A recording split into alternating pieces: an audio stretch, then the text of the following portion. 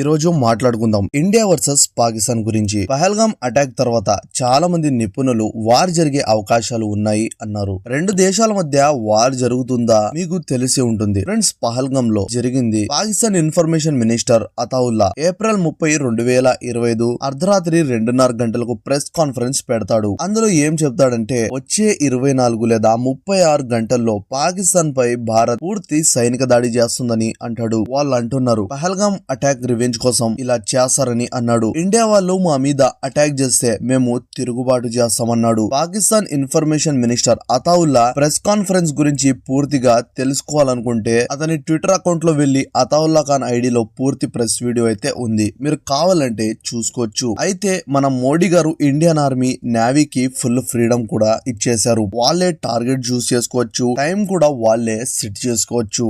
ప్రశ్న అనే YouTube channel I Jude YouTube channel మీద ఎక్స్పోజ్డ్ వీడియో చేశారు. కశ్మీర్ లో జరిగిన పహల్గామ్ అటాక్ గురించి ఐ జూడ్ ఫాల్స్ ఇన్ఫర్మేషన్ మరియు నెగటివిటీ స్ప్రెడ్ చేస్తున్నారని ప్రశ్న ఆరోపించారు. ఐ జూడ్ నుంచి ఇంకా ఎలాంటి రీకౌంటర్ అయితే రాలేదు. చూద్దాం ఏం జరుగుతుందో.